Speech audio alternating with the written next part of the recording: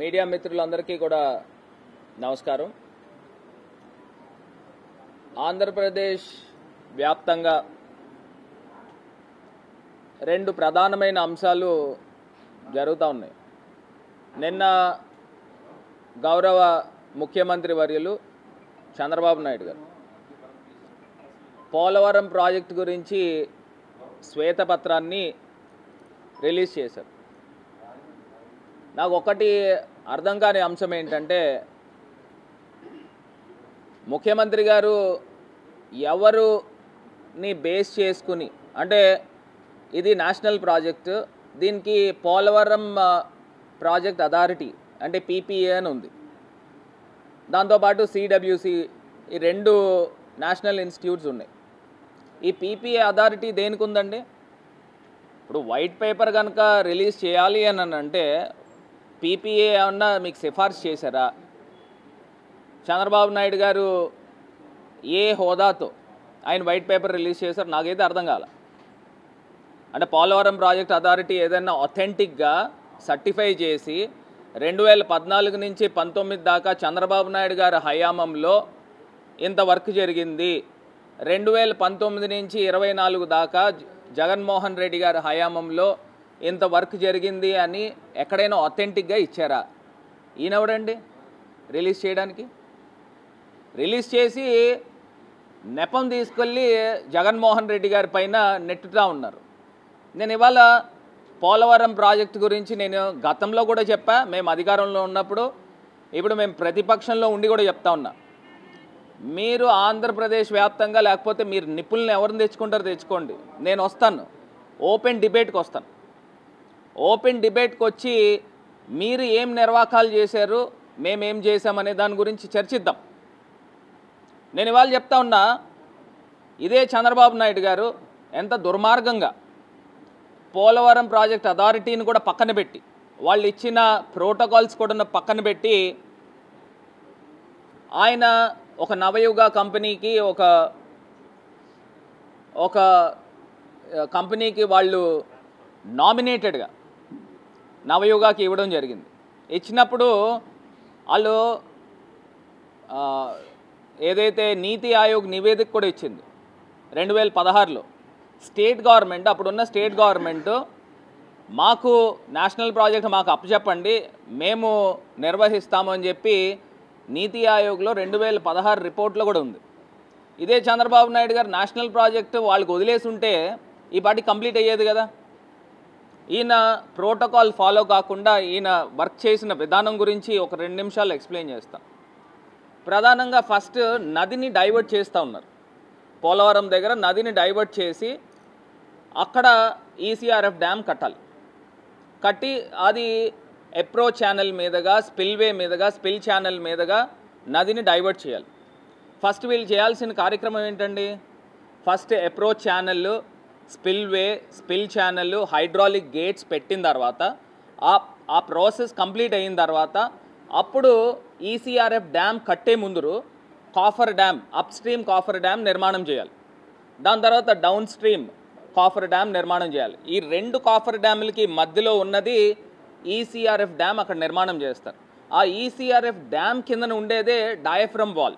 ఆ diaphragm wall అంటే foundation, కిందన రాతి నేల తగిలేదాకా అది 50 మీటర్లు ఉండొచ్చు, 100 మీటర్లు ఉండొచ్చు, ఎంత కిందకైనా వెళ్ళి ఆ డయాఫ్రమ్ వాల్ని నిలబెట్టిన తర్వాత అప్పుడు ఈసీఆర్ఎఫ్ డ్యామ్ దానిపైన నిర్మాణం చేయాలి. ఇది ప్రోటోకాల్. ఎవరిని పోలవరం ప్రాజెక్ట్ అథారిటీని అడిగినా వీళ్ళు ఎవరైనా చెప్పేదే ఇది. కానీ చంద్రబాబు నాయుడు గారు చేసిన తప్పిదం ఏంటంటే, స్పిల్వే స్టార్ట్ చేశాడు, అప్రోచ్ ఛానల్ స్టార్ట్ చేశాడు, స్పిల్ ఛానల్ స్టార్ట్ చేశాడు, దీంతోపాటు హైడ్రాలిక్ గేట్స్ ఇంకా పెట్టలేదు అనుకోండి. ఇవి చేస్తూ ఇంకో పక్కన కాఫర్ డ్యామ్ పూర్తి చేయకుండా సగం కాఫర్ డ్యామ్ కట్టాడు. అదే రకంగా డౌన్ స్ట్రీమ్ కాఫర్ డ్యామ్ కూడా సగం కట్టారు. దీంతోపాటు డయాఫ్రమ్ వాల్ని సగం స్టార్ట్ చేశాడు. ఇవన్నీ ఒక్కసారి పెట్టుకోవడం వలన ప్రకృతి మన చేతిలో ఏమి ఉండదు.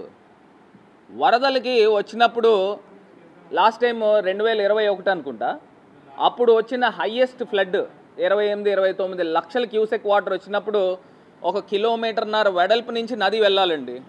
వీళ్ళు తీసుకొచ్చి కాఫర్ డ్యామ్ని ఒక పక్కనేమో 800 మీటర్లు ఎంతో పూడ్చారు, ఒక పక్కన 400 మీటర్లు ఓపెన్ పెట్టారు, ఇంకో పక్కన 200 మీటర్లు ఓపెన్ పెట్టారు. ఇంత వాటర్ వచ్చినప్పుడు ఏమవుతుంది, హై వెలాసిటీ 28 లక్షల క్యూసెక్ ప్రెషర్, నాకు తెలిసి 1,00,000 క్యూసెక్ ప్రెషర్ అవుతుంది. అంత హై వెలాసిటీ వాటర్ రావడం వలన డయాఫ్రమ్ వాల్ బ్రీచ్ అయింది, కిందన ఉన్న డయాఫ్రమ్ వాల్ని ఎత్తుకుని వెళ్ళిపోయింది. దాంతోపాటు ఈసీఆర్ఎఫ్ డ్యామ్ ప్రాంతం ఏదైతే ఉందో ఆ ప్రాంతంలో పెద్ద పెద్ద స్కవర్స్ పడినాయి, అగాధాలు అంటే గొయ్యలు కింద పడిపోయినాయి. పడిపోవడం వలన ఈ పోలవరం ప్రాజెక్ట్ డిలే అయింది. ఈ తప్పిదాలు చేసింది ఏ ప్రభుత్వంలో జరిగిందండి? చంద్రబాబు నాయుడు గారి ప్రభుత్వంలో కాదా? మళ్ళీ నేను నిన్న ఆయన నివేదిక ఇచ్చిన దాంట్లో ఈయనే 70%, 80% కంప్లీట్ చేశాడంట. జగనన్న గారు కేవలం 2%, 3% చేశారని చెప్తా ఉన్నారు. నేను ఇవాళ చెప్తా ఉన్నా, coffer dam, up stream coffer dam ఎవరి హయాంలో కంప్లీట్ అయిందండి? జగనన్న ప్రభుత్వంలో కాదా? డౌన్ స్ట్రీమ్ కాఫర్ డ్యామ్ ఎవరి హయాంలో కంప్లీట్ అయిందండి? జగనన్న ప్రభుత్వంలో కాదా? మొత్తం స్పిల్వే కంప్లీట్ చేసి హైడ్రాలిక్ గేట్స్ పెట్టి నీరుని, నదిని డైవర్ట్ చేసి ఈ స్పిల్ ఛానల్ మీదుగా పంపించింది ఎవరి హయాంలో పంపించారండి? ఈ నీరంతా కూడా జగనన్న గారి ప్రభుత్వంలో కాదా? మరి ఇన్ని కంప్లీషన్ చేసిన ప్రభుత్వం జగనన్న గారి ప్రభుత్వం అయితే కేవలం జగనన్న 4% కంప్లీట్ చేశాడు, 5% కంప్లీట్ చేశాడని తప్పుడు లెక్కలు ఇస్తూ ఉన్నారు. ఇవన్నీ పక్కన పెడితే ముందర పోలవరం ప్రాజెక్టు ఇంత అనర్థానికి దారి తీసిన కారకులు ఎవరు అని అడుగుతా ఉన్నా. చంద్రబాబు నాయుడు గారు కాదా అని అడుగుతా ఉన్నా. మరి ఇన్ని అబద్ధాలు చెప్తూ ఇవాళ ప్రజల్ని మోసం చేసే కార్యక్రమం చేస్తూ ఉన్నారు. నిజంగా జగనన్న వచ్చిన తర్వాత ఆ స్కవర్స్ పడిన చోట ఏదైతే ఈసీఆర్ఎఫ్ డ్యామ్ కట్టాలో అక్కడ హైడ్రాలిక్ కంపాక్షన్ చేసి శాండ్ని, కొన్ని లక్షల టన్నుల శాండ్ని తీసుకుని వచ్చి దాన్ని అంతా కూడా ఒక నున్నగా క్రికెట్ స్టేడియంలా తయారు చేశారు, గ్రౌండ్ లాగా. దానిపైన అప్పుడు ఈసీఆర్ఎఫ్ డ్యామ్ కడతారు. ఇవన్నీ పక్కన పెడితే ఇంకా రాబోయే రోజుల్లో కొన్ని అనర్థాలు కూడా జరిగేదానికి అవకాశం ఉంది.